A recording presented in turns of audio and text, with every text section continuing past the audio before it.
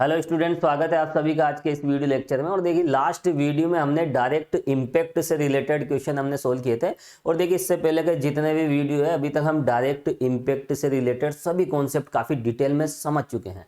और देखिए आज से हमारा टारगेट रहेगा ओब्लिक इम्पैक्ट। तो देखिए यहाँ पर सबसे पहले हम ये आर्टिकल देखेंगे और ओब्लिक इम्पैक्ट में देखिए किस तरह से बॉडी आपस में इम्पैक्ट करती है और देखिए इसमें डिफरेंस क्या है। डायरेक्ट इम्पैक्ट की डेफिनेशन भी मैंने आपको बता रखी है। बिफोर इम्पैक्ट उनकी वेलोसिटीज की डायरेक्शन लाइन ऑफ इम्पैक्ट की ओर होती है और आफ्टर इम्पैक्ट भी लाइन ऑफ इम्पैक्ट की ओर उसकी डायरेक्शन होती है। यानी सीधी सी बात है, एक ही डायरेक्शन में आती है और टकराने के बाद एक ही डायरेक्शन में जाती है। तो ये तो रही डायरेक्ट इम्पैक्ट की बात। अब यहाँ पर देखिए ओब्लिक इम्पैक्ट में होता क्या है, उनकी जो वेलोसिटीज की जो डायरेक्शन होती है वो पैरेलल नहीं होती है। तो यहाँ पर देखिए डिफरेंट डायरेक्शन से दो बॉडी आपस में इम्पैक्ट करती है और टकराने के बाद भी अलग अलग डायरेक्शन में वो चली जाती है। और टकराने के बाद देखिए किस तरह से उनकी डायरेक्शन होगी, ये तो क्वेश्चन पे और कंडीशन पे डिपेंड करेगा। बहुत सारे क्वेश्चन हमें यहाँ पर सोल्व करने पड़ेंगे।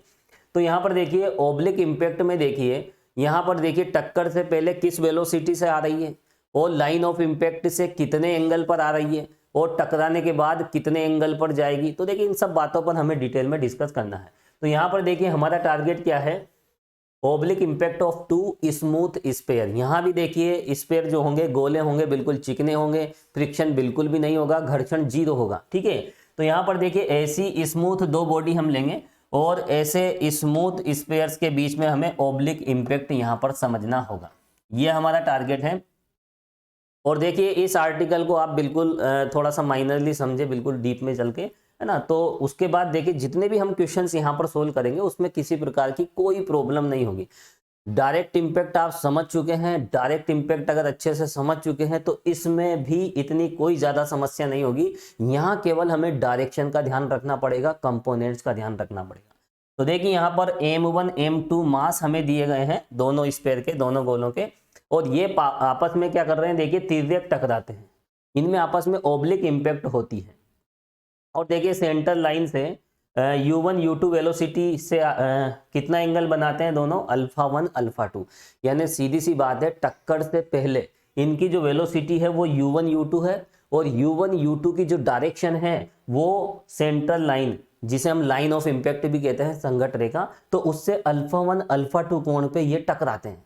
तो सीधी सी बात है U1 U2 वेलोसिटी से आ रहे हैं और U1 U2 की जो डायरेक्शन है वो सेंटर लाइन से कितनी एंगल पे है, अल्फा 1 और अल्फा 2 एंगल पे है। ठीक है, संघट रेखा से। तो टक्कर के पश्चात उनके वेग ज्ञात कीजिए। तो देखिए यहाँ पर हमें आफ्टर इम्पैक्ट देखिए वेलोसिटी किस तरह से फाइंड करना है। तो देखिए चलो हम कुछ बातें पहले लिख लेते हैं इसमें, पहले डायग्राम भी देखिए यहाँ पर बनाएंगे। लेकिन हम देखिए यहाँ पहले चलो डायग्राम बना लेते हैं, उसके बाद देखिए कुछ बातें हम लिख लेंगे।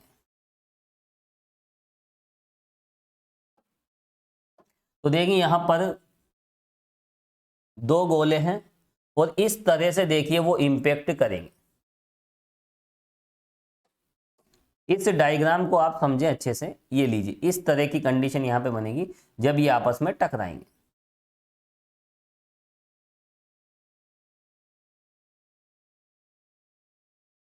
चलिए, तो देखिए ये दो बॉडी आपस में इंपैक्ट करती है, दोनों आपस में टकराते हैं इस पॉइंट ऑफ कांटेक्ट पे। ठीक है, ये संपर्क बिंदु है दोनों गोलों का।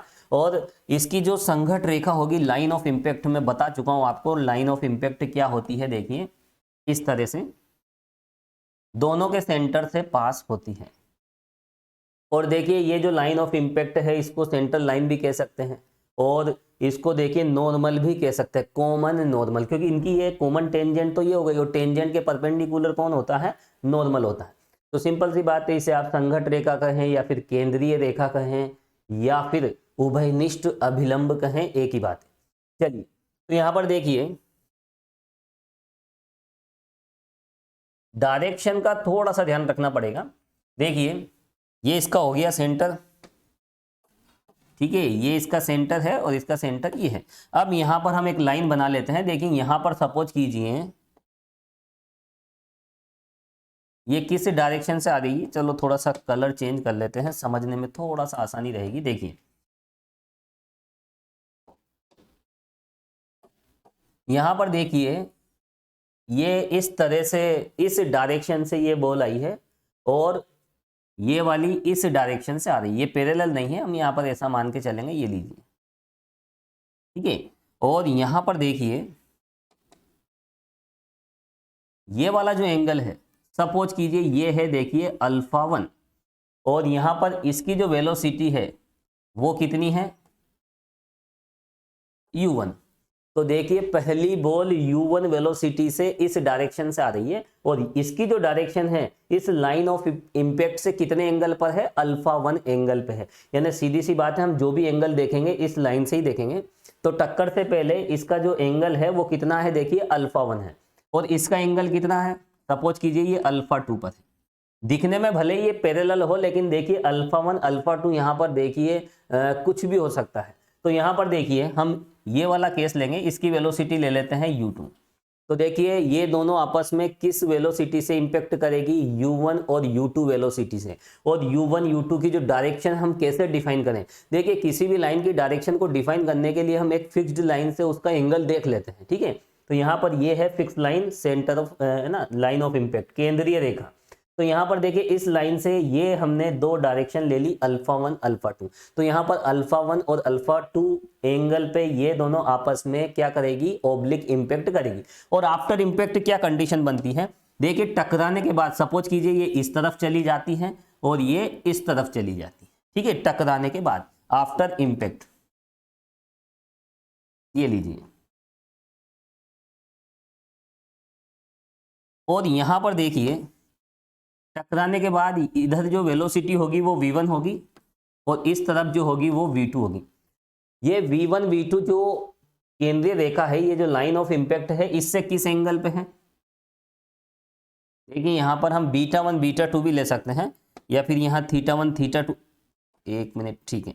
तो यहाँ हम क्या करेंगे, देखिए सिंबल हम कुछ भी ले सकते हैं, चाहे तो इसको, चलो इसको अल्फा 1 अल्फा 2 ले लिया, तो इसको हम θ1 θ2 ले लेते हैं। चलिए ये θ1 पे आई है और θ2 पे इस तरह से,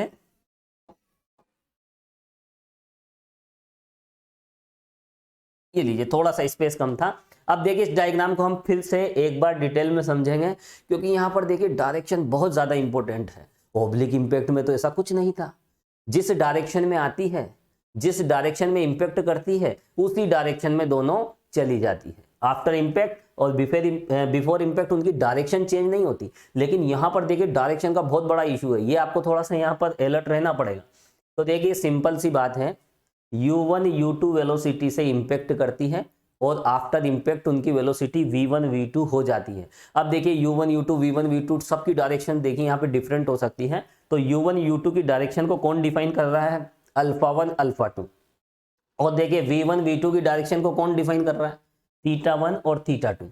तो सिंपल सी बात है, यहाँ पर u1 u2 वेलोसिटी से इंपैक्ट होती है, और दोनों इस लाइन ऑफ इंपैक्ट यानी केंद्रीय रेखा से अल्फा 1 अल्फा 2 कोण बनाते हैं, और यहाँ पर टकराने के बाद इनकी जो वेलोसिटी है वो v1 v2 हो जाती है, जो केंद्रीय रेखा लाइन ऑफ इंपैक्ट से कितने एंगल बनाते हैं, θ1 θ2 बनाते हैं। इन दिस कंडीशन हमें आफ्टर इंपैक्ट v1 v2 θ1 θ2 ये फाइंड करना है। ये बातें आपको दी जाएगी, टक्कर से पहले कितनी वेलोसिटी है, वो कितने एंगल बनाती है, और टकराने के बाद किस वेलोसिटी से जाती है, और जो वेलोसिटी होती है वो सेंट्रल लाइन से कितने एंगल बनाती है, कौन कौन से एंगल बनाती है। तो यहाँ पर देखिए ये हमें फाइंड करना होता है। तो चलिए इसके बारे में 2 लाइनें आप लिखें, ठीक है। तो लिखिए आप, चलिए 2-3 बातें आप लिख लीजिए।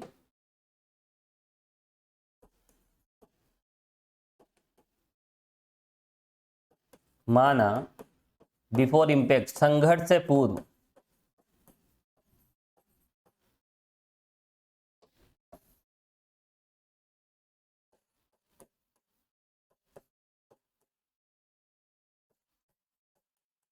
गोलों के वेग कितने हैं, देखिए क्रमशः u1 तथा u2 हैं।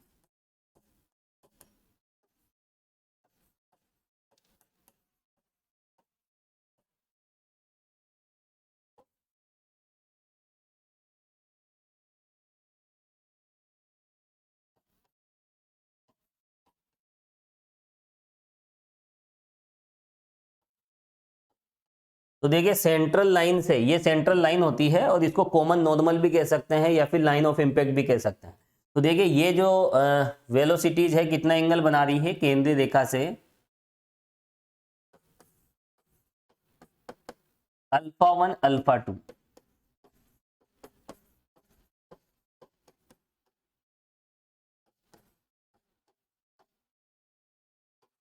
तो देखिए इतनी सी बात यहाँ पर लिखी हमने, बहुत छोटी सी बात हमने लिखी। देखिए कोई भी डायग्राम बनाते हैं तो उसको एक्सप्लेन तो करना होता है, उसके बारे में कुछ बातें हमें लिखनी पड़ती हैं। तो यहाँ पर बिफोर इम्पैक्ट देखिए वेलोसिटी u1 u2 है जो सेंटर लाइन से अल्फा 1 अल्फा 2 एंगल बनाती है, ठीक है। और इसके बाद देखिए यहाँ पर कंडीशन क्या होगी,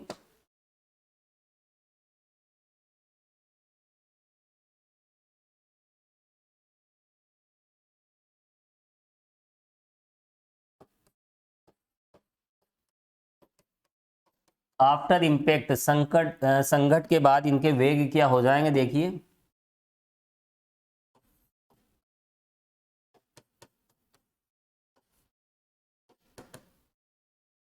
आफ्टर इम्पैक्ट इनकी वेलोसिटीज हम ले लेते हैं v1 तथा v2।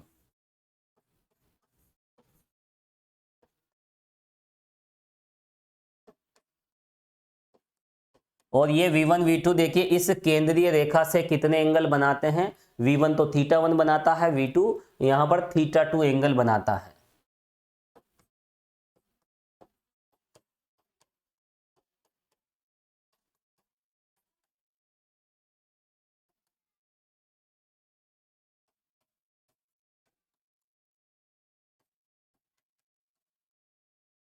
तो देखिए यहां पर ये जो भी हमने सपोज किया इसी के बेस पे देखिए हम आगे बढ़ेंगे। ये लीजिए, तो सिंपल सी बात है, जो भी डायग्राम में हमने इस तरह के सिंबल लिए हैं उन्हीं को यहाँ पर डिफाइन किया है। अब देखिए यहाँ पर हमें एक तो v1 निकालना है, v2 निकालना है। अब देखिए कंडीशन थोड़ा सा आपको समझ के चलना पड़ेगा। यहाँ पर हम यहाँ पर जो भी नियम अप्लाई करेंगे तो हम यहाँ पर देखिए इस डायरेक्शन में हम नियम अप्लाई करेंगे। मैं पहले भी बता चुका हूँ ये वाली डायरेक्शन। तो यहाँ पर देखिए वेलोसिटी इस डायरेक्शन में नहीं है। डायरेक्ट इंपैक्ट में मैंने एक बात बताई थी, अगर कोई बॉल इस तरफ आ रही है तो उसे उस तरफ मोड़ देते थे, उसकी डायरेक्शन को उस तरफ लेते थे। और डायरेक्शन को जब हम सीधा 180 पे टर्न करते हैं तो माइनस का मल्टीप्लाई कर देते हैं। तो जैसे उस राइट टू लेफ्ट यदि u वेलोसिटी से आ रही है तो उसे हम माइनस से मल्टीप्लाई कर देते थे, लेकिन हम जो भी वेलोसिटी लेते थे वो इसी डायरेक्शन में लेते थे, डायरेक्ट इंपैक्ट में। यही बात यहाँ पर हमें देखिए अप्लाई करनी पड़ेगी। यहाँ जितने भी वेग हैं, जितनी भी वेलोसिटीज है, हमें इस डायरेक्शन में टर्न करते हुए रूल अप्लाई करना है। बस इतनी सी बात आपको ध्यान रखना है, बाकी तो देखिए बिल्कुल सेम है। जो कॉन्सेप्ट आपने डायरेक्ट इंपैक्ट में देखे थे वो के वही कॉन्सेप्ट हैं। इतनी सी बात यहाँ ध्यान रखना है कि जो भी वेलोसिटी आप लो तो इस डायरेक्शन में ही लेना। टक्कर से पहले इसकी वेलोसिटी कितनी है देखिए, बिफोर इंपैक्ट इसकी वेलोसिटी u1 है, लेकिन यहां पर u1 किस डायरेक्शन में। अब आप एक थोड़ा सा यहां देखिए, ये u1 की डायरेक्शन, यहां देखिए इसकी जो डायरेक्शन है ये लीजिए, यही तो है u1 की डायरेक्शन। अगर हम इसको आगे बढ़ा दें तो यही तो u1 की डायरेक्शन है।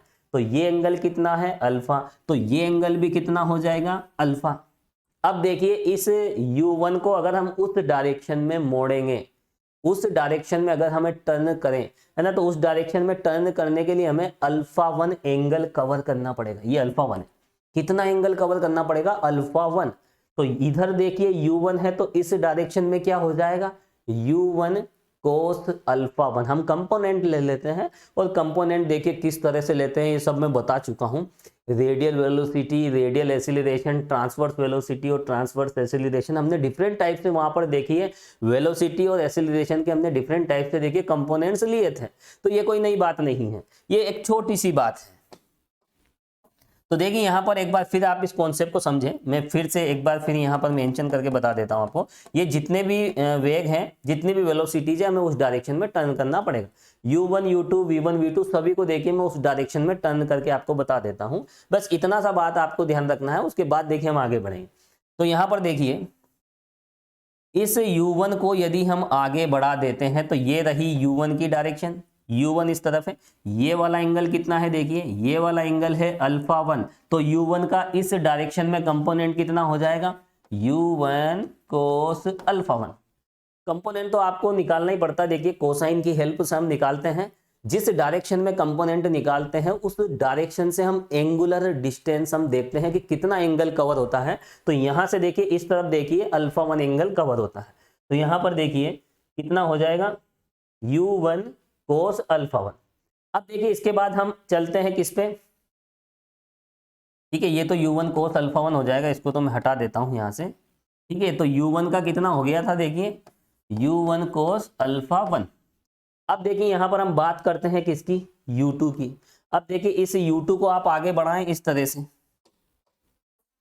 ठीक है, इस u2 को हम आगे बढ़ा देते हैं, तो ये रही देखिए u2 की डायरेक्शन।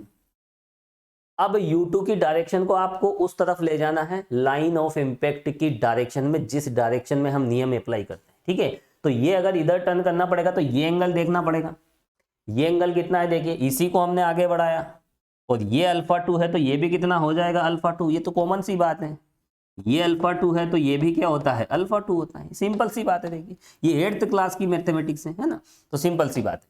तो ये अल्फा 2 तो ये भी अल्फा 2, अब इसको आप उधर टर्न करोगे क्या होगा, तो ये u2 किस में बदल जाएगा, इसका हम कंपोनेंट ले लेंगे उस डायरेक्शन में, तो u2 cos अल्फा 2।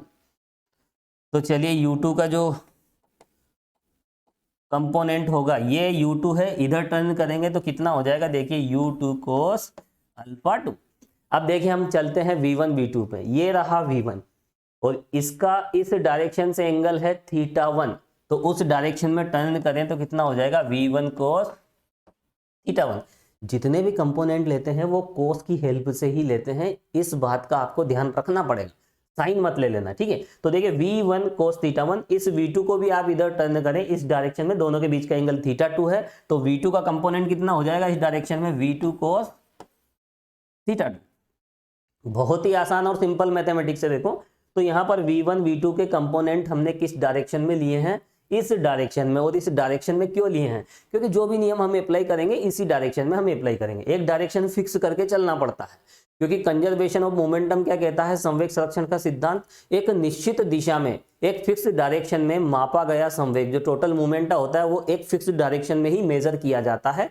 तो ये सब बातें मैं आपको बता चुका हूं, है ना, डायरेक्ट इंपैक्ट में हमने काफी डिटेल में इसको समझा है। तो यहाँ पर देखिए इन u1 u2 v1 v2 के सीधे सीधे हम कंपोनेंट ले लेते हैं किस डायरेक्शन में, इस डायरेक्शन में। तो जितने भी नियम हमने पढ़े हैं, जो भी रूल हमने देखे हैं, उसमें देखिए आप u1 u2 v1 v2 का यूज न करें, आपको u1 की जगह तो u1 cos अल्फा 1 यूज करना है, u2 की जगह आपको u2 cos अल्फा 2, इसी तरह से v1 v2 की जगह आपको ये यूज करना है। तो सिंपल सी बात है, आपको ये जो वेलोसिटीज है इनका यूज नहीं करना है, इनके कंपोनेंट्स का यूज करना है। और इनके कंपोनेंट्स आप किस डायरेक्शन में लोगे, इस डायरेक्शन में आपको कंपोनेंट्स लेना है। और देखिए याद रखना भी बहुत आसान है, u1 का ये वाला एंगल कितना है अल्फा 1, तो उस डायरेक्शन में कंपोनेंट कितना हो जाएगा u1 cos अल्फा 1। u2 का देखिए इस तरफ से एंगल कितना है अल्फा 2, तो ये हो जाएगा u2 cos अल्फा 2। इसी तरह से देखिए v1 v2 के हो जाएंगे v1 cos थीटा 1 और v2 cos थीटा 2। डायरेक्ट भी हम ध्यान रख सकते हैं, और बाकी यदि कंपोनेंट अगर हम निकालें तो भी रिजल्ट यही आते हैं। अब देखिए मैंने ये सारी बातें आपको बता दी, अब कोई कंफ्यूजन नहीं होना चाहिए। अब देखिए रूल हम अप्लाई करेंगे, तो मैंने जो अभी आपको बात बताई थी उसी बात को हम फॉलो करेंगे और यहां पर देखिए नियम अप्लाई करेंगे। चलिए तो आगे बढ़ते हैं, लिखें आप। सबसे पहला हम नियम कौन सा लगाते हैं, Newton's law of impact. Newton के नियम के अनुसार, अब देखिए न्यूटन का नियम क्या कहता है, उसी के आधार पर यहां पर देखिए हमें जो भी इक्वेशन हमें मिलेगी, जो भी रिजल्ट मिलेगा, तो उसी के बेस में हम निकालेंगे। देखिए लास्ट वेलोसिटीज का डिफरेंस हम वैसे करते क्या है, देखिए फिर आप समझ लें, न्यूटन का नियम होता क्या है, v1 माइनस v2 माइनस ई u1 माइनस u2। अब यहां पर देखिए, यहां पर इसी रूल को हमें फॉलो करना है, लेकिन इस ओब्लिक इंपैक्ट के लिए।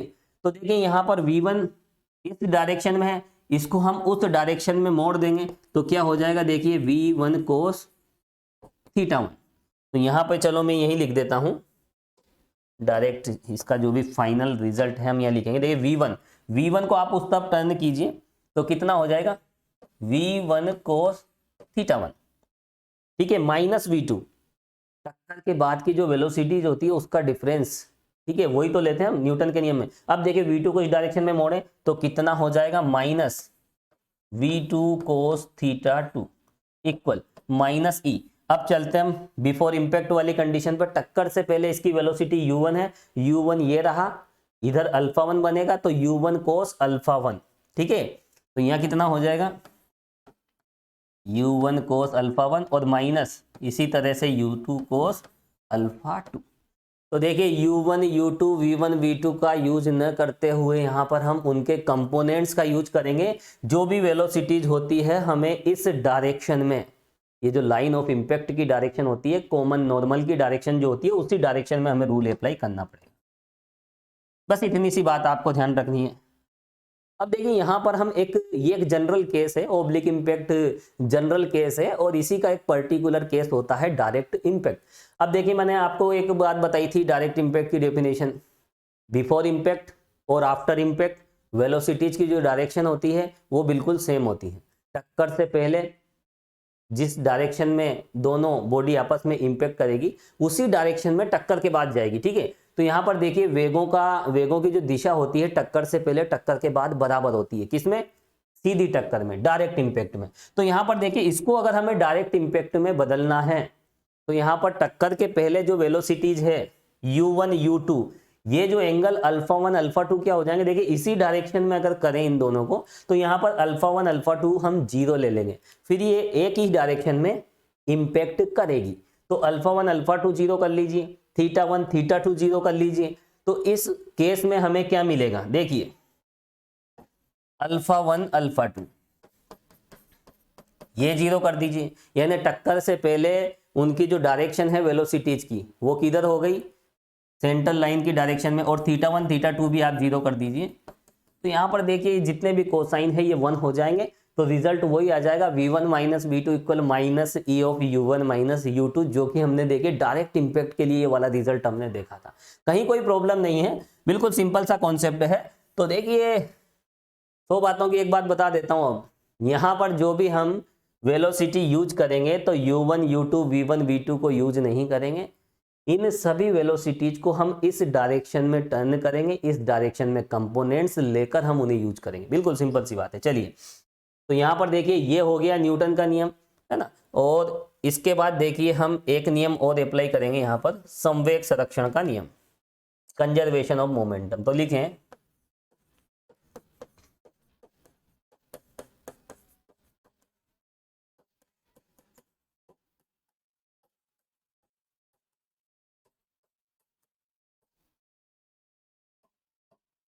अब देखिए संवेग संरक्षण का नियम क्या कहता है, देखिए इनके जो मास हैं देखिए वो मैंने लिखे नहीं है, कॉमन सी बात है, इसका m1 है इसका m2 है, यहाँ हमने कोई एक्सप्लेन नहीं किया है, कॉमन सी बात है, एक का m1 ले लीजिए एक का m2 ले लीजिए। अब देखिए m1 v1 हम वहां पर लेते हैं तो यहाँ क्या ले लेंगे, देखिए m1 v1 लेकिन साथ में कंपोनेंट, ठीक है, कंपोनेंट हमें लेना है। m1 तो पहली बॉल का मास है और टक्कर के बाद पहली बॉल की जो वेलोसिटी है वो v1 है, लेकिन हमें तो उस लाइन ऑफ इंपैक्ट की डायरेक्शन में उस v1 को ले जाना है, कंपोनेंट लेना है, तो वो ये हो जाएगा। और देखिए उसके बाद प्लस m2 v2, देखिए v2 कितना एंगल बना रहा है, सीधी सी बात है थीटा 2 इक्वल, और देखिए चाहे तो ब्रैकेट लगाएं या देने दो आप, ब्रैकेट की कोई आवश्यकता नहीं है, कॉमन सी बात है, ठीक है। ये लीजिए प्लस m2 के साथ v2 आता, लेकिन हमें इसको टर्न करना है किस डायरेक्शन में, सेंट्रल लाइन की डायरेक्शन में, है ना, संघट रेखा की दिशा में। तो यहाँ पर देखिए इस तरह का केस हमें मिलेगा। फिर उसके बाद देखिए before impact m1 u1 cos alpha 1, m2 u2 cos alpha 2, ये लीजिए। तो ये इस तरह से आपको नियम यहाँ पर अप्लाई करने पड़ेंगे,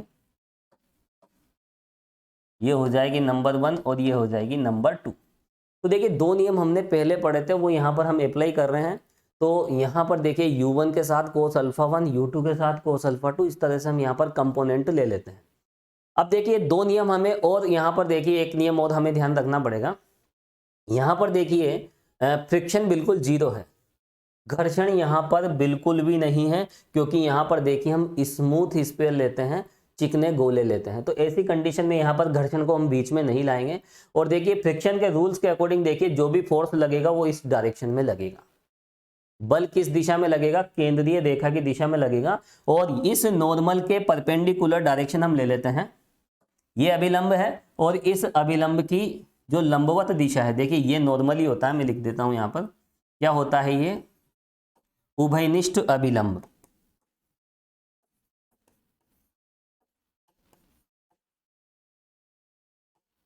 ठीक है, तो ये बात आपको ध्यान रखनी है, ये नॉर्मल ही होता है और नॉर्मल तो टेंजेंट के परपेंडिकुलर होता है। नॉर्मल क्या होता है, टेंजेंट के परपेंडिकुलर होता है। तो देखिए यहां पर ये तो इसकी हो गई कॉमन टेंजेंट,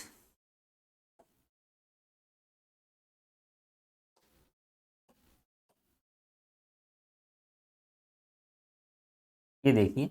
तो इस तरह से थोड़ा सा इसको और ये लीजिए, थोड़ा समझ जाना, अगर थोड़ी तिरछी भी बन जाए तो कॉमन सी बात है। ये जो लाइन है ये है टेंजेंट, क्या होती है, ये है टेंजेंट। और वास्तव में देखा जाए ये जो टेंजेंट है ये इस नॉर्मल के परपेंडिकुलर होती है। तो देखिए इस डायरेक्शन की हम बात करेंगे यहां पर,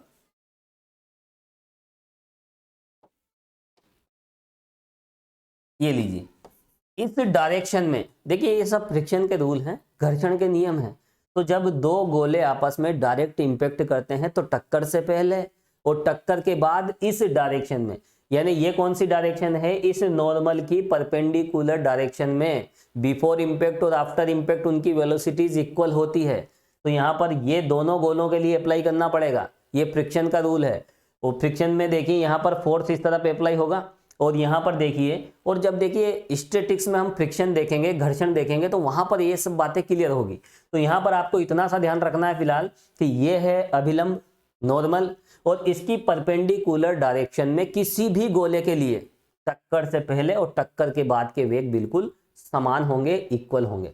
तो देखिए इस पहले गोले की बात करें तो पहले गोले की जो वेलोसिटी है टक्कर के बाद की और टक्कर के पहले की, वो बिल्कुल इक्वल होगी। लेकिन किस डायरेक्शन में, इस डायरेक्शन में, नॉर्मल की परपेंडिकुलर डायरेक्शन में, अभिलंब की लंबवत दिशा में टक्कर के पहले और टक्कर के बाद के वेग बराबर होते हैं, इक्वल होते हैं। तो ये बात हमें यहाँ पे लिखनी पड़ेगी, और जो भी फोर्स होता है वो इस तरफ होता है, ठीक है, क्योंकि यहाँ पर फ्रिक्शन नहीं है।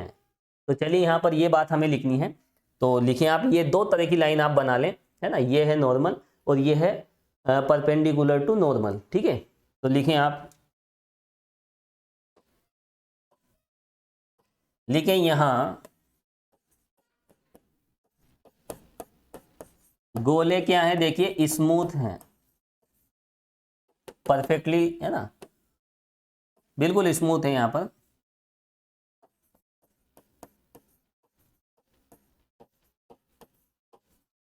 तो बिल्कुल चिकने गोलों की बात कही जा रही है।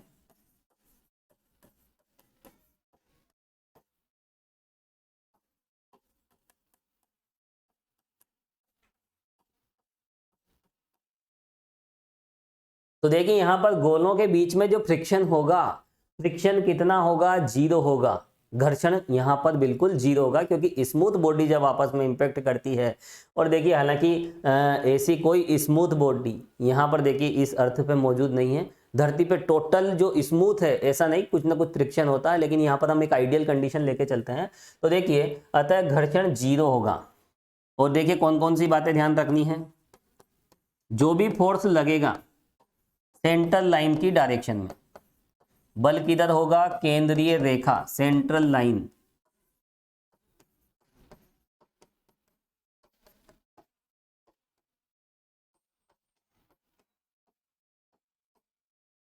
जो रिजल्टेंट की हम बात करेंगे तो उसी तरफ होगा। और एक बात ये भी ध्यान रखना है यहाँ पर, जो नॉर्मल होता है उस नॉर्मल की परपेंडिकुलर डायरेक्शन अभी मैंने आपको शो की थी, देखिए ये है कॉमन नॉर्मल, ठीक है, ये नॉर्मल हो गया। और इस नॉर्मल की परपेंडिकुलर डायरेक्शन में प्रत्येक गोले का टक्कर से पहले और टक्कर के बाद का वेग बराबर होगा इस डायरेक्शन में। तो देखिए पहले गोले का टक्कर से पहले का जो वेग है आप इस डायरेक्शन में ले जाएं, और बाद वाला वेग भी इस डायरेक्शन में ले जाएं। किसी पर्टिकुलर गोले की बात कर रहा हूं मैं, ये पहला स्पेस ले लीजिए आप, टक्कर से पहले इसकी जो वेलोसिटी है उसका कंपोनेंट आप इस डायरेक्शन में ले लीजिए। टक्कर के बाद इसी गोले का जो वेग है, वेलोसिटी है, उसका कंपोनेंट भी आप इस डायरेक्शन में ले लीजिए, तो वो बराबर होगा। यानी प्रत्येक गोले का टक्कर से पहले तथा टक्कर के बाद का वेग इस डायरेक्शन में हमेशा बराबर होगा। तो वही बात देखिए मैं यहां पे लिखवा रहा हूं आपको, लिख लीजिए आप, केंद्रीय रेखा की दिशा में होगा तथा प्रत्येक गोले का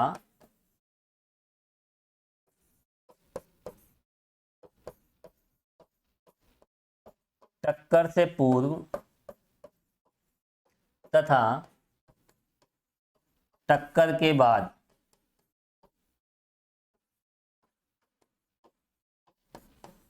अभिलंब की लंबवत दिशा में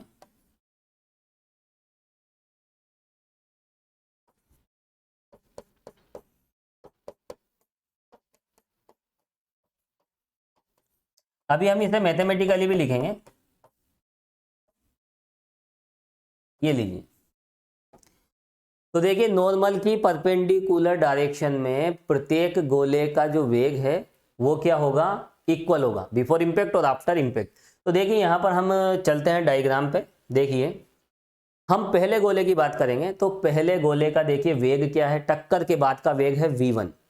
तो यहाँ पर इस डायरेक्शन में आप तो ये डायरेक्शन मान के चलें, ये जो वर्टिकल डायरेक्शन है ऊपर ये तो नॉर्मल है, तो ये नॉर्मल के परपेंडिकुलर हो गया, सिंपल सी बात है। तो इस डायरेक्शन को आप, क्योंकि देखिए जब भी आप क्वेश्चन करोगे तो दो ही गोले होंगे, दो गोले आपस में ओब्लिक इंपैक्ट करेंगे, ऐसा डायग्राम बनेगा। तो ये डायरेक्शन आप तो डायरेक्ट प्रैक्टिकली ध्यान रखें, इस डायरेक्शन में वेलोसिटीज इक्वल होती है before impact and after impact.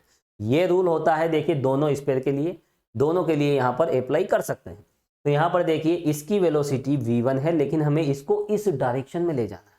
तो कैसे ले जाएं, अब देखिए थोड़ा सा ध्यान रखना पड़ेगा, ये है v1, आप देखिए इस v1 को इस डायरेक्शन में ले जाओगे, या फिर सीधा आप यूं समझे, देखिए यहाँ पे देखिए ये v1 की डायरेक्शन है, आप कंपेयर कीजिए, ये v1 इस तरफ है, ये कितना है देखिए θ1। तो v1 ठीक है, यहाँ पर देखिए ये v1 है और इस v1 को इस डायरेक्शन से देखें तो ये तो हो गया θ1, और ऊपर वाली डायरेक्शन में π/2 और ऐड कर देंगे, ठीक है। तो यहाँ पर अगर इस v1 को अगर हमें इस वर्टिकल ऊपर वाली डायरेक्शन में ले जाना है तो π/2 प्लस θ1 हमें लेना पड़ेगा, ठीक है। तो यहाँ पर कॉमन सी बात है, ये तो हो गया θ1 है ना, और यहाँ पे इसको और टर्न कर दीजिए तो ये है π/2। तो यहाँ से ऊपर की डायरेक्शन में ले जाना है इसे, तो π/2 प्लस θ1। चलिए तो लिखें आप,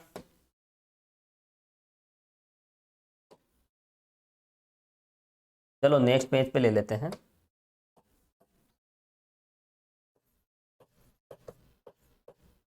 तो देखिए यहां पर थोड़ा सा, चलो आपको यहीं मैनेज कर लेते हैं हम, ओके चलो यही बता देता हूं मैं। तो देखिए ये जो भी बात हमने लिखी है, ये वाली लास्ट वाली लाइन जो लिखी है, टक्कर के बाद और टक्कर के पहले एक नॉर्मल की परपेंडिकुलर अभिलंब की लंबवत दिशा में वेग समान होते हैं। तो ये वाली बात देखिए मैथमेटिकल हम कैसे लिखेंगे, देखिए v1, ये है v1, ठीक है, यहाँ पर v1 की डायरेक्शन ये है और इसको ऊपर की ओर ले जाना है। तो यहाँ पर देखिए हम v1 क्या करेंगे, कोस π/2 प्लस α1, ठीक है। और यहाँ पर ये तो देखिए पहले गोले की बात कही जा रही है, पहले गोले की लास्ट वेलोसिटी किस डायरेक्शन में, इस डायरेक्शन में। देखिए यहाँ पर किसी भी डायरेक्शन में हम वेलोसिटी निकाल सकते हैं। देखिए ये v1 है, इस डायरेक्शन में ले जाना है तो क्या हो जाएगा, टर्न कीजिए, कितना एंगल है इस डायरेक्शन से, θ1, तो इस डायरेक्शन में हो जाएगा v1 कोस θ1, और वैसे इस डायरेक्शन में v1 कोस θ1 होता है, अभी पहले काफी मैं बता चुका हूं क्योंकि ये एंगल θ1 है। अब इसको ऊपर ले जाओगे तो π/2 और ऐड कर देंगे, सीधी सी बात है। तो यहाँ पर देखिए ये तो हो गया टक्कर के बाद का वेग पहले गोले का ऊपर वाली डायरेक्शन में, ठीक है। अब देखिए बिफोर इंपैक्ट, देखिए ये u1 इस तरह से आ रहा है, ठीक है, मैं इसको और आगे बढ़ा देता हूं, ये लीजिए ये u1, तो ये वाला एंगल कितना है, ये वाला एंगल तो α1 होगा ना, और α1 में हम 90 ऐड करेंगे तो इस डायरेक्शन में चले जाएंगे। तो डायरेक्शन को आप आगे बढ़ा दें, ये ध्यान रखना, डायरेक्शन को आगे बढ़ाते हुए आप टर्न कर दीजिए ऊपर वाली डायरेक्शन में, यानी नॉर्मल की परपेंडिकुलर डायरेक्शन में, अभिलंब की लंबवत दिशा में। चलिए तो देखिए कितना हो जाएगा, u1 α1 प्लस π/2, तो कितना हो जाएगा u1 कोस अल्फा 1 तो देखिए सेंट्रल लाइन से और पाई बाई 2 हमें अब जाना है। ये लीजिए, ये पहले गोले के लिए। अब देखिए दूसरे गोले के लिए भी हम यहां पर देखिए रूल अप्लाई कर लेते हैं। चलिए, दूसरा गोला ये रहा। और देखिए इस आर्टिकल को अगर आपने अच्छे से समझ लिया तो फिर देखिए किसी भी क्वेश्चन में किसी प्रकार की कोई प्रॉब्लम नहीं होगी। ठीक है, इतनी मैं गारंटी ले सकता हूं। अब देखिए यहां पर हम चलते हैं दूसरे गोले के लिए। तो देखिए दूसरे गोले का टक्कर से पहले का वेग तो u2 है, टक्कर के बाद कितना हो जाता है, v2 हो जाता है। इन u2 v2 को आप तो इस डायरेक्शन में ले जाइए, ऊपर की डायरेक्शन में आप ले जाइए। तो यहाँ पर जो भी हमें मिलेगा देखिए, और देखिए इस डायरेक्शन को तो चाहे तो हम यहाँ से रिमूव कर दें, ये थोड़ी सी डिस्टर्ब कर रही है। ये लीजिए, मैंने हटा दिया इसको। अब देखिए यहाँ पर हम इस ऊपर वाली डायरेक्शन को यहाँ लें, इस गोले के लिए हम अप्लाई कर रहे हैं, तो ये ज़्यादा थोड़ा सा सूटेबल रहेगा। ये लीजिए, ये रफ है, वैसे आपको बनाना नहीं है, केवल समझने के लिए मैंने बनाया है ना, डायग्राम को बिगाड़ना नहीं है। आपका डायग्राम तो यही है एक्चुअल। ठीक है, अब देखिए इस ऊपर वाली डायरेक्शन में, ठीक है, इस डायरेक्शन में हमें दोनों को टर्न करना है, एक तो v2 और एक u2। अब देखिए v2 को अगर हम ले जाएं तो देखिए ये एंगल कितना है, θ2, और ऊपर कितना हो जाएगा, π/2। तो चलिए यहाँ पर हम आगे बढ़ते हैं। तो कितना हो जाएगा, देखिए सेकंड स्पेयर के लिए है v2 कोस सेंट्रल लाइन से कितना था देखिए θ1, तो यहाँ कितना हो जाएगा π/2 प्लस θ1। कोई कंफ्यूजन नहीं होना चाहिए, यहां से यहां तक का θ2 और ऊपर π/2। अब देखिए हम चलते हैं किस पे, u2 पे। अब देखिए u2 कहाँ है, u2 को आप आगे बढ़ाएं तो सेंट्रल लाइन से कितना हो जाएगा α2, और ऊपर की डायरेक्शन में कितना हो जाएगा π/2। तो कितना हो जाएगा u2 कोस α2 प्लस π/2। चलिए हम इसको सोल्व कर लेते हैं। और सोल्व करने के बाद देखिए ये फर्स्ट स्पेयर के लिए है और ये सेकंड के लिए। तो लिख लीजिए आप, ये है गोला फर्स्ट। और वैसे क्या लिखना है इसको, देखिए कॉमन सी बात है। ये u1 v1 क्या है, v2 v2 क्या है, ये पहले गोले के लिए, दूसरे गोले के लिए। तो देखिए हर एक गोले की अगर हम बात करें, प्रत्येक गोले का टक्कर से पहले और टक्कर के बाद का वेग तो यहाँ पर अलग अलग है, लेकिन अभिलंब की लंबवत दिशा में वो बराबर हो जाता है। तो यहाँ पर देखिए v1 u1 तो अलग अलग है, लेकिन v1 u1 को अगर हम नॉर्मल की परपेंडिकुलर डायरेक्शन में ले जाते हैं तो हमें वहां पर इक्वल वेलोसिटी मिलेगी। ये सब फ्रिक्शन के रूल हैं। चलिए, तो यहाँ पर आपको ये बात ध्यान रखनी है और इसको हम सोल्व कर लेते हैं। तो देखिए रिजल्ट किस तरह से मिलेगा, v1 ये देखिए 90 प्लस थीटा और कोस 90 प्लस थीटा सेकेंड क्वाड्रेंट, बिल्कुल यहाँ पर देखिए माइनस साइन अल्फा आएगा, ये माइनस साइन अल्फा में बदलेगा, ये माइनस साइन अल्फा 1। ठीक है, तो इधर माइनस साइन अल्फा 2, तो माइनस से माइनस भी कैंसिल हो जाएगा। तो यहाँ देखिए लेफ्ट में क्या मिलेगा, v1 साइन अल्फा 1। एक मिनट, यहाँ v1 तो देखिए v1 का एंगल तो इधर θ1 है, क्लियर, v1 कितना है, θ1 है। तो यहाँ देखिए θ1 कर देता हूं मैं, ये लीजिए। और v2 का जो एंगल है, v2 कितना बना रहा है यहाँ पर, θ2 बना रहा है। चलिए, कभी कभी देखिए सिंबल में जल्दबाजी में इस तरह की मिस्टेक्स हो जाती है।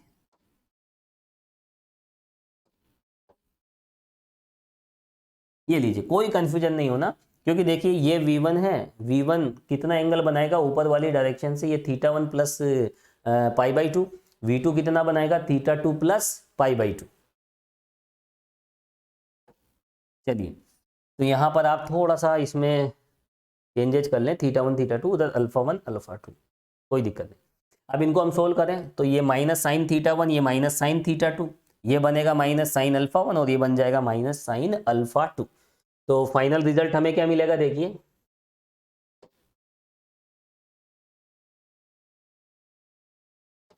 v1 sign θ1 equal u1 sign α1।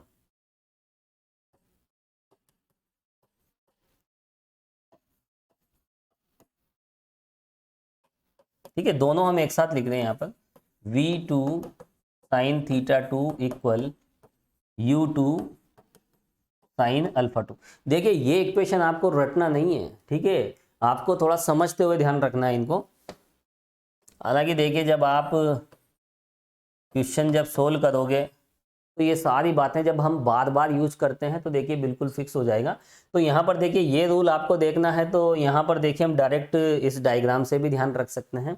देखिए V1 को ऊपर ले जाओगे तो इधर क्या है, देखिए आपको एक बात और यहाँ पे मैं बता देता हूँ। देखिए बिल्कुल सिंपल सा कॉन्सेप्ट है, ठीक है।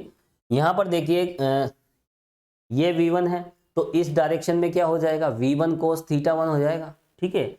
और यहाँ पर जैसे हम परपेंडिकुलर लेते हैं तो वो कोस किस में बदल जाएगा, साइन में बदल जाएगा, ठीक है।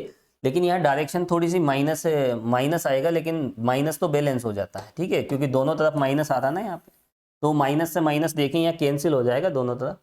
और ये तो कंपोनेंट वाली बातें देखिए काफ़ी टाइम हो गया है देखिए। और देखिए 11th-12th में जब आप फिजिक्स पढ़ते हो तो फिजिक्स में वेक्टर एलजेब्रा में भी देखिए कई तरह के कंपोनेंट्स आप लेते हो, तो ये कोई नई बात नहीं है, ठीक है। इसमें हम ज़्यादा समय खराब नहीं करेंगे, चलिए। और बार बार देखिए यही कॉन्सेप्ट हम रिवाइज करेंगे, तो बार बार देखिए जब एक कॉन्सेप्ट रिवाइज किया जाता है तो वो देखिए वो बिल्कुल आपके माइंड में फिक्स हो जाता है। चलिए, तो यहाँ पर देखिए हमारा टारगेट क्या था, हमारा टारगेट था कि टक्कर के बाद इन स्पेयर ये जो गोले हैं इनकी वेलोसिटीज कितनी होगी। तो यहाँ पर देखिए V1 V2 और U1 U2 हम V1 V2 हमें फाइंड करना है। अब देखिए ये चार इक्वेशन आपके सामने, ये कौन से रूल से, ये न्यूटन का नियम था, और ये था देखिए संवेग संरक्षण का सिद्धांत। और ये दोनों इक्वेशन हमें मिली है कौन से कॉन्सेप्ट से, अभिलंब की लंबवत दिशा में प्रत्येक गोले का वेग टक्कर से पहले और टक्कर के बाद का बराबर होता है, ठीक है। तो ये वाली बात आपको ध्यान रखनी है। उससे देखिए पहले गोले के लिए अप्लाई करेंगे तो ये मिलेगा, दूसरे गोले के लिए आपको इस तरह का रिजल्ट मिलेगा। अब इन चार इक्वेशन से देखिए हम V1 V2 U1 sorry V1 V2 θ1 θ2 की वैल्यू हम ज्ञात कर सकते हैं, आसानी से फाइंड कर लेंगे। देखिए 4 अननोन्स हैं, ये 4 अननोन क्वांटिटी है। और देखिए चार अज्ञात राशियों का मान ज्ञात करने के लिए हमें कम से कम कितनी इक्वेशन चाहिए, हमें 4 इक्वेशन चाहिए, यही इक्वेशन थ्योरी है। तो यहाँ पर देखिए 4 अननोन है और 4 इक्वेशन है, तो यहाँ पर देखिए वैल्यूज आसानी से हम फाइंड कर सकते हैं। ये इक्वेशन थ्योरी है, जितने अननोन होते हैं उतनी ही इक्वेशन चाहिए, एटलीस्ट कम से कम उतनी तो चाहिए। 2 अज्ञात राशियां हैं तो कम से कम 2 समीकरण चाहिए। तो यहाँ पर 4 अज्ञात राशियां हैं तो 4 समीकरण हमारे पास है। अब देखिए कैसे हम वैल्यू फाइंड करेंगे, थोड़ा सा आप सिस्टम को समझें। यहाँ पर देखिए इन दोनों को अगर हम सोल्व करें, 1 और 2 को अगर हम सोल्व करें तो हमें क्या मिलेगा, देखिए आप इसको m2 से मल्टीप्लाई कर दीजिए, और m2 से मल्टीप्लाई करने के बाद आप इसमें ऐड करोगे तो यहाँ पर देखिए V2 कैंसिल हो जाएगा और हमें देखिए V1 cos θ की वैल्यू मिल जाएगी। इन दोनों को सोल्व करने से इसको m2 से मल्टीप्लाई कर दीजिए और आपस में ऐड कर दीजिए तो हमें V1 cos θ1 मिलेगा, और V1 cos θ1 हमें मिल चुका है। सपोज कीजिए V1 cos θ1 बराबर लेमडा जो भी मिला है। अब क्या करेंगे, इसको इसके साथ हम स्क्वायर करके ऐड कर देंगे, इन दोनों का वर्ग करके जोड़ देंगे। तो देखिए ऐड कर देंगे स्क्वायर करके, तो यहाँ पर देखिए हमें V1 स्क्वायर मिलेगा, क्योंकि साइन स्क्वायर θ1 कोस स्क्वायर θ1 1 हो जाता है। तो यहाँ पर देखिए V1 की वैल्यू हम फाइंड कर लेंगे। इसी तरह से देखिए यहाँ पर हम क्या करेंगे, इसको हम m1 से मल्टीप्लाई करेंगे फर्स्ट इक्वेशन को, और सेकंड में से सब्ट्रैक्ट कर देंगे तो हमें क्या मिल जाएगा, हमें यहाँ पर देखिए V2 cos θ2 मिलेगा। हमें क्या मिलेगा, V2 cos θ2, और राइट साइड में जो भी मिले, ठीक है। अब इस इक्वेशन का स्क्वायर करेंगे और इसका भी हम स्क्वायर करेंगे, आपस में ऐड कर देंगे तो इससे हमें क्या मिलेगा, V2 स्क्वायर। और V2 स्क्वायर मिल जाएगा तो फिर उसका रूट ले लेंगे हम, स्क्वायर रूट है ना, वर्गमूल ले लेंगे तो V2 भी हमें मिल जाएगा। तो देखिए स्टूडेंट्स यहाँ थोड़ा सा टाइम देखते हैं, चलिए अभी तो काफ़ी समय बचा हुआ है ना, ज़्यादा लंबी क्लास में नहीं लूँगा, है ना। तो थोड़ा सा देखिए यहाँ पर हम V1 V2 भी हम फाइंड कर लेते हैं, इस आर्टिकल को कंप्लीट कर लेते हैं, ठीक है। हमारा टारगेट है V1 V2 θ1 θ2 फाइंड करना। चलिए तो यहाँ पर चलते हैं हम इक्वेशन फर्स्ट पे।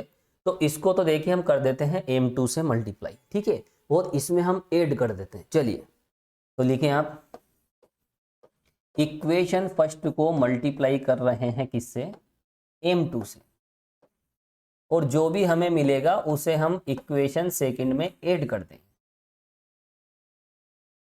ठीक है, इसको m2 से ओके ये कैंसिल। तो देखिए फाइनल रिजल्ट हमें क्या मिलेगा, थोड़ा सा आप बिल्कुल सिंपल सी कैलकुलेशन, अब इसमें क्या बताना, देखिए इसको m1 से मल्टीप्लाई किया और सॉरी m2 से, तो ये कैंसिल हो जाएगा और यहाँ m2, तो देखिए v1 cos θ1 कॉमन आ जाएगा।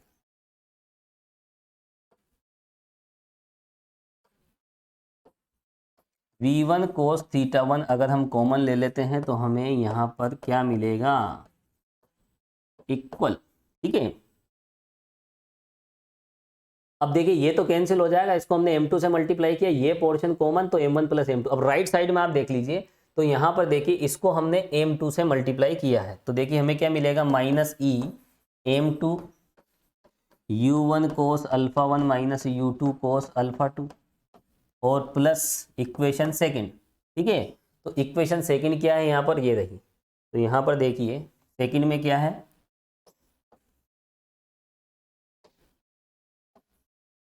m1 u1 cos alpha 1 m2 u2 cos alpha 2। तो बिल्कुल सिंपल सी कैलकुलेशन है, और इस कैलकुलेशन के बाद देखिए हमें मिल जाता है यहाँ पर v1 कोस θ1, वो क्या मिलेगा, देखिए माइनस ई m2, लिख लीजिए बिल्कुल सिंपल सी कैलकुलेशन है, plus m1 u1 cos alpha 1 plus m2 u2 cos alpha 2। और देखिए इसमें थोड़ा सा आपको ये कोई फॉर्मूला नहीं है, ये फॉर्मूला नहीं है, आप सोचो इतने बड़े बड़े फॉर्मूले कहाँ से आएंगे, है ना, कैसे याद रखेंगे, जब हम क्वेश्चन सोल्व करेंगे तो इन इक्वेशन का ही हम यूज करेंगे। ये लीजिए, तो देखिए इस तरह से हमने क्या किया, देखिए 1 और 2 को सोल्व किया, और 1 और 2 को सोल्व करने से हमें क्या मिला, v1 cos थीटा। और देखिए यहाँ पर इसको डिवाइड में भी लेना पड़ेगा, चलिए इसके डिवाइड में क्या आएगा, देखिए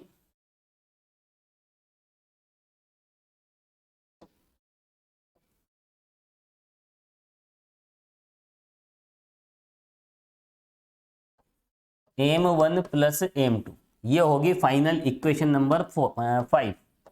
ये लीजिए, तो देखिए हमने यहाँ पर देखिए v1 cos θ1 हमने फाइंड कर लिया है इक्वेशन 1 और सेकंड को सोल्व करके। अब देखिए 1 और सेकंड से ही हम क्या निकालेंगे, हम v1 cos θ2 निकालेंगे। अब देखिए यहाँ क्या करेंगे, अब हमें ये फाइंड करना है, ओ सॉरी ये तो निकल गया ना, ठीक ठीक। अब हमें देखिए यहाँ पर ये निकालना है v2 cos θ2। अब इसके लिए क्या करेंगे, देखिए इसको तो हम m2 से मल्टीप्लाई करेंगे और इसमें से सब्ट्रैक्ट कर देंगे। ठीक है, तो देखिए 2 में से ये सब्ट्रैक्ट करेंगे 1, लेकिन m2 से मल्टीप्लाई करते हुए, तो लिखें आप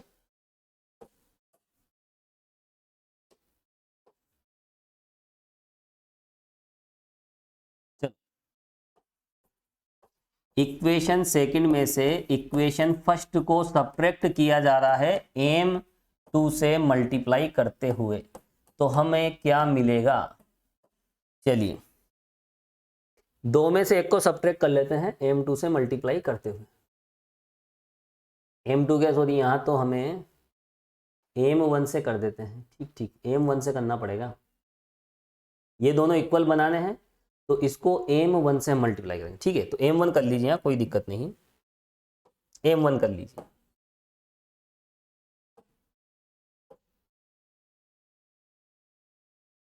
चलो, तो यहाँ पर देखिए इसको m1 से मल्टीप्लाई करें, कैंसिल, तो यहाँ पर देखिए क्या मिलेगा, m1 plus m2 v2 cos θ2। Left में देखिए ऐसी कंडीशन हमें मिलेगी, इसमें से सब्ट्रैक्ट करेंगे तो v2 cos θ2 कॉमन आ जाएगा, m1 प्लस m2 इधर बच जाएगा। राइट साइड में देखिए इसमें से ये सब्ट्रैक्ट कर रहे हैं, तो देखिए क्या मिलेगा, m1 u1 cos alpha 1 m2 u2 cos alpha 2। Clear. अब देखिए यहाँ पर हम क्या करेंगे, ये सब्ट्रैक्ट करेंगे लेकिन m1 से मल्टीप्लाई करते हुए, तो ये प्लस हो जाएगा। देखिए सिंपल सी बात है। तो यहाँ पर देखिए फाइनल रिजल्ट, चलो थोड़ा सा इसको इस तरफ ले लेते हैं, स्पेस कभी कभी देखिए काफ़ी कम रह जाता है। चलिए, तो कितना मिलेगा वहाँ पर, प्लस हो जाएगा m1e, और साथ में देखिए क्या था वहाँ पर, अच्छा u माइनस, ठीक है u1 cos alpha 1 minus u2 cos alpha 2 और इसका होल स्क्वायर नहीं है, सॉरी, ठीक। तो चलिए यहाँ पर हमने क्या किया, इस इक्वेशन फर्स्ट को m1 से मल्टीप्लाई किया है और इक्वेशन सेकंड से उसे सब्ट्रैक्ट कर दिया है, तो ये वाला केस हमें मिलेगा। और इसके बाद देखिए हमें फाइनल रिजल्ट इस तरह से मिल जाएगा, v2 cos थीटा 2 की जो वैल्यू है वो देखिए किस तरह से मिलेगी।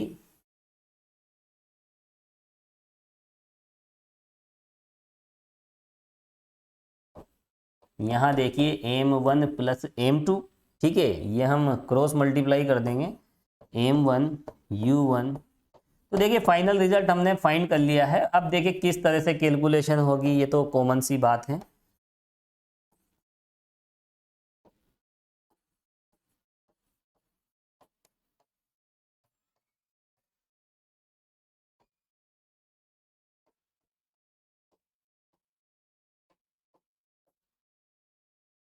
और देखिए ये आर्टिकल आपको मैं क्यों बता रहा हूँ, देखिए अगर एग्जाम में इस तरह का एक स्टैंडर्ड रिजल्ट पूछ लिया जाए कि दो स्पेयर हैं आपस में ओब्लिक इंपैक्ट करते हैं, क्योंकि देखिए क्वेश्चन की फॉर्म में भी पूछा जा सकता है। तो देखिए जब हमें सभी कॉन्सेप्ट पता है तो ऐसे प्रश्नों को छोड़ा नहीं जाता। इस तरह से क्वेश्चन बन सकता है। देखिए M1 M2 सेंटी के दो चिकने गोले आपस में तिर्यक टक्कर करते हैं और उनकी वेलोसिटी इतनी इतनी, एंगल इतने इतने हैं, तो टकराने के बाद हमें क्या फाइंड करना है, एक तो उनकी वेलोसिटी फाइंड करनी है। अब कैसे फाइंड करें, तो तीन नियम आपको ध्यान रखना है। एक तो न्यूटन्स लॉ ऑफ इम्पैक्ट, तो देखिए उससे हमने ये वाला फाइंड किया, फिर कंजर्वेशन ऑफ मोमेंटम, संवेग संरक्षण से हमने ये निकाल लिया। उसके बाद ये थोड़ा एक स्पेशल कॉन्सेप्ट है, ये आपको यहाँ पर ओब्लिक इंपैक्ट में ध्यान रखना पड़ेगा। अभिलंब की लंबवत दिशा में प्रत्येक गोले का टक्कर से पहले और टक्कर के बाद का वेग बराबर होता है, तो ये वाली बात आपको ध्यान रखनी पड़ेगी। और उसके बाद देखिए ये उस कॉन्सेप्ट से दो इक्वेशन मिलेगी। फिर हम देखिए न्यूटन का नियम और एक और कौन सा था, देखिए संवेग संरक्षण का, दोनों को हम सोल्व करेंगे तो हमें ये फिफ्थ और ये सिक्स्थ इक्वेशन मिल जाएगी। ठीक है, एक ये फिफ्थ और ये सिक्स्थ। अब देखिए यहां पर हम क्या करेंगे, कॉमन सी बात है, v1 v2 निकालना है ना। तो देखिए आप क्या करोगे, एक तो इसका स्क्वायर कर देना और एक स्क्वायर कर, है ना, दोनों का। एक इक्वेशन थर्ड और इक्वेशन फिफ्थ का स्क्वायर करेंगे, आपस में हम ऐड करेंगे, तो देखिए लेफ्ट में हमें क्या मिलेगा, v1 square sine square theta plus cos square theta 1, तो वो 1 हो जाता है, फाइनली हमें v1 मिल जाएगा। और देखिए यहां पर हम इन दोनों का स्क्वायर कर देंगे, एक तो v2 साइन थीटा 2 और एक ये वाला, ठीक है। तो यहां पर देखिए इक्वेशन 4 और इक्वेशन 6 का हम स्क्वायर करके ऐड करेंगे, तो यहां पर देखिए हमें v2 की वैल्यू हमें मिल जाएगी। मैंने आपको बताया था यहाँ 4 अननोन है, थीटा 1 थीटा 2।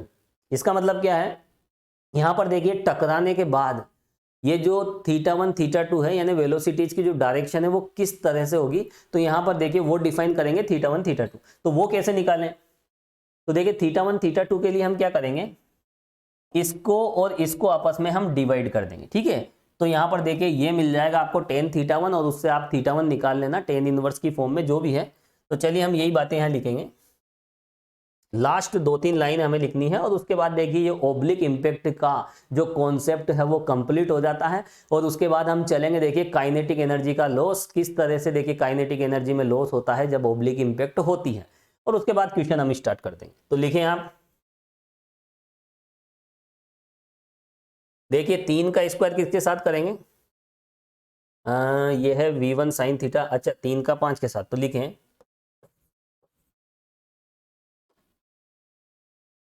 Equation third. चलो मैं डायरेक्ट थोड़ा सा दो लाइन ही लिखा देता हूं, समीकरण 3 तथा 5 का क्या करेंगे, स्क्वायर करके ऐड कर देंगे।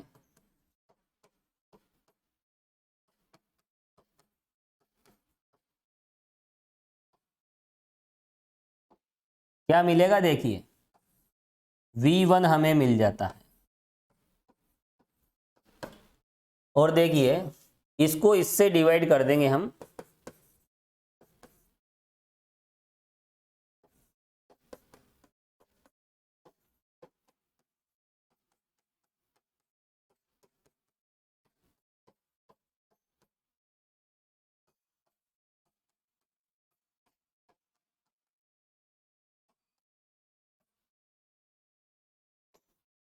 देखिए शॉर्ट में भी आप यहां पर लिख सकते हो,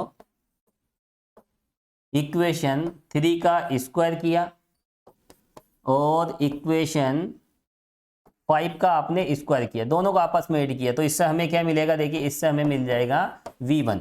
और देखिए इक्वेशन 3 डिवाइड बाय इक्वेशन 5 और इससे हमें क्या मिल जाएगा, देखिए θ1। तो देखिए दोनों को आपस में डिवाइड कर लीजिए, 3 5 को θ1 मिलेगा और स्क्वायर करके ऐड कर दीजिए तो v1 मिलेगा, है ना। तो ये बातें आपको लिखनी है, शॉर्ट में भी लिख सकते हो।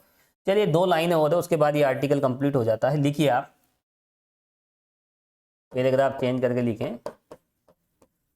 तो 3 5 से हमें v1 θ1 मिलेंगे और देखिए 4 और 6 से, तो लिखें आप 4 के स्क्वायर में 6 का स्क्वायर ऐड कर दीजिए।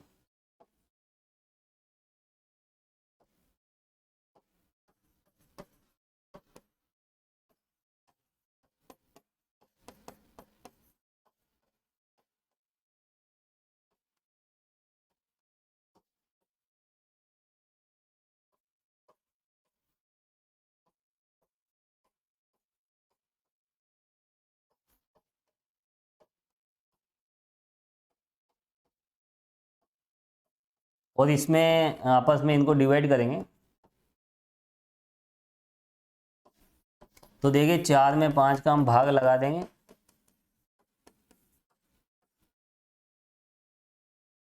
θ2।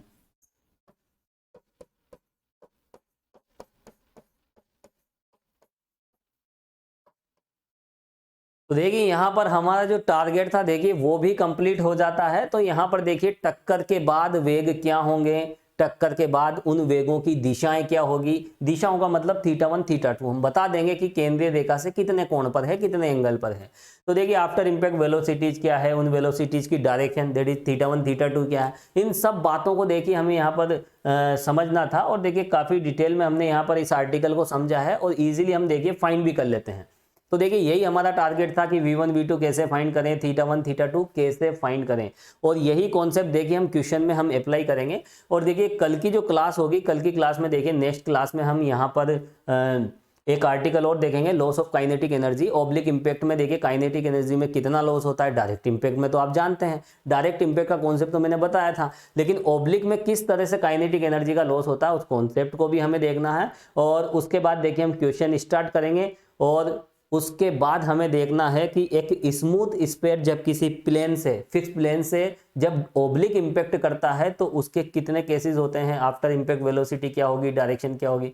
हालांकि देखिए डायरेक्ट इंपैक्ट के लिए मैं बता चुका हूँ, डायरेक्ट इंपैक्ट में जब कोई स्फीयर किसी फिक्स्ड प्लेन से टकराता है तो टकराने के बाद वो कितना जंप करेगा, ऊपर से नीचे आने में टाइम लगता है t, तो नीचे से ऊपर जाने में कितना टाइम लगेगा, इन सब बातों पर तो हम डिटेल में डिस्कस कर चुके हैं। लेकिन यही बातें हमें यहाँ पर ओब्लिक इंपैक्ट के लिए देखनी है। तो देखिए स्टूडेंट्स आज फिलहाल इतना ही और नेक्स्ट क्लास में फिर मिलेंगे बहुत जल्दी। Thank you very much.